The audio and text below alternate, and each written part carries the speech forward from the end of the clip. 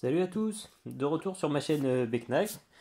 Donc ça fait un petit moment que j'ai pas publié de vidéo parce que bon ben comme j'ai déjà dit parfois et comme certains d'entre vous le savent, j'ai moi je suis collectionneur amateur de couteaux et je m'en sers. Le truc c'est que j'en ai pas tous les jours des nouveaux, donc je peux pas fournir des vidéos très souvent. Après j'envisage de parler d'autres choses que des couteaux, par exemple de l'équipement ou ce genre de trucs. Pour, voilà, pour changer un petit peu et puis pour vous faire peut-être un peu plus de vidéos pour ceux qui suivent la chaîne. Donc en tout cas aujourd'hui, on va parler de ceci, le Canisco Micro, donc de chez Greg Moffat Knives. Donc vous tapez sur Instagram G et Moffat avec deux F et ça va vous sortir le nom, c'est un petit éléphant, le logo, voilà, pour ceux que ça intéresse. Donc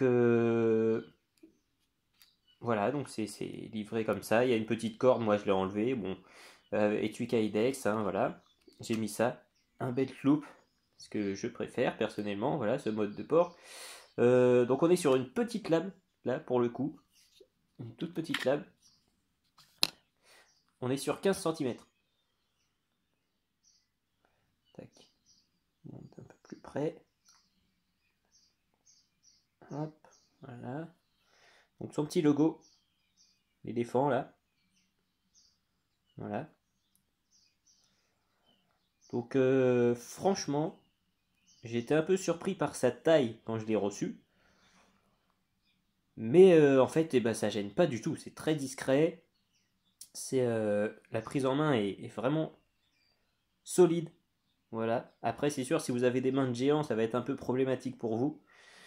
Donc, on a un grip là, ici. Alors, la vidéo ne peut pas tellement faire de mise au point, visiblement. Mais bon, on a un grip ici, comme vous pouvez voir. Voilà. Donc, moi, j'ai pris la version double edge. Voilà, tranchant ici, tranchant ici. Pour la simple raison bah, que personnellement je préfère niveau self-défense, voilà. Donc pour les stocks, c'est parfait, voilà. Et surtout en reverse grip, pour du pical, et ben c'est vraiment top. C'est vraiment top. La prise en main est vraiment très costaud. Après, on est quand même de toute façon bon sur un petit couteau, certes de 15 centimètres mais de 4 millimètres d'épaisseur. Ce qui fait que quand même, on sent que c'est costaud. On sent que c'est costaud. Donc là, c'est de l'acier 10,95. Après, je sais qui fait ce modèle. Alors, vous pouvez l'avoir avec le manche OD. Voilà. Et ensuite, il y a la grande version. Voilà, une version plus grande qui fait. Donc là, après, on part sur du custom. Donc voilà, après, c'est vous qui décidez. Sûrement de l'acier, de tout un tas de trucs. Voilà, hein. Donc il y a les petites vis évidemment ici pour nettoyer votre couteau si vous l'utilisez intensément. Au bout de quelques temps, vous enlevez les plaquettes, tac, un petit coup de graisse et puis on remet tout ça. Et donc vraiment agréablement surpris. Voilà, les Twig Kydex, bah, très basique mais bien fait, pardon. Tac. Voilà, donc c'est vraiment quand vous avez ça, hop, sous la veste, tac. Et aussi, bon, comme la rétention est bonne sans être dure, moi par exemple, dans la poche de mon jean, l'autre jour, je l'ai mis comme ça, avec le belt loop, voilà, parce que j'avais pas mis de ceinture et je voulais pas l'attacher. Et bien, tout bêtement, hop, vous le penchez un peu, voilà, et tac, ça sort tout seul, malgré tout. Donc voilà, après, libre à vous de mettre, je sais pas, un système de vis par exemple que vous pourriez mettre un peu plus grande là.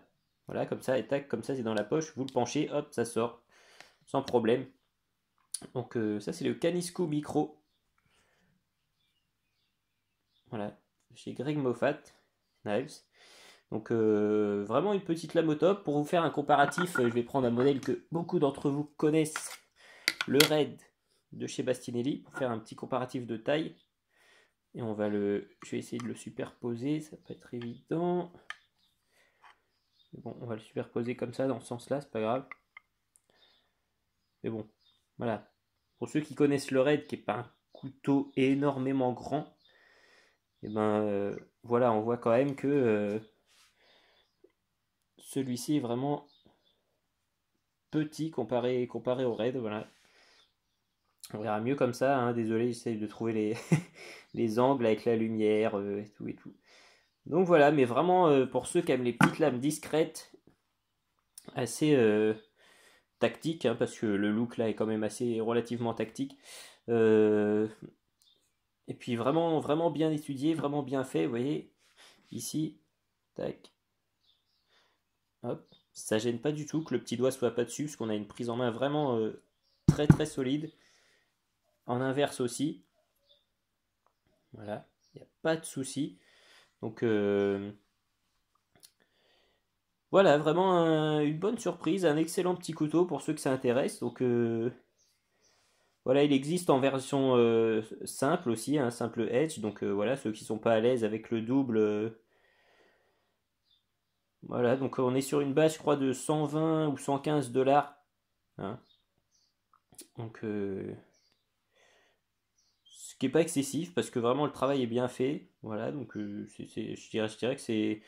Non, non, je dirais vraiment, je suis très satisfait moi personnellement de ce couteau. Je le porte du coup régulièrement. Là, j'étais absent pendant une dizaine de jours, donc je l'avais pas pris avec moi. Mais voilà, pour ceux que ça intéresse, je vous invite à aller voir sa page, Greg Moffat Knives. Donc G Moffat Knives.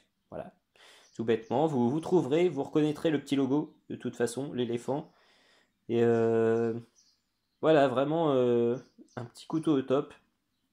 Pour tous ceux qui sont fans de self-défense, de lame tactique, petite, discrète, compacte, et ben allez-y, foncez. Voilà, c'est pas excessivement cher en plus, donc voilà, c'est tout ce que je pouvais vous dire sur ce petit couteau. Si je vous le fais découvrir, ben j'en suis content. Parce que je crois qu'il n'est pas encore hyper connu. Et voilà. Merci, salut à tous.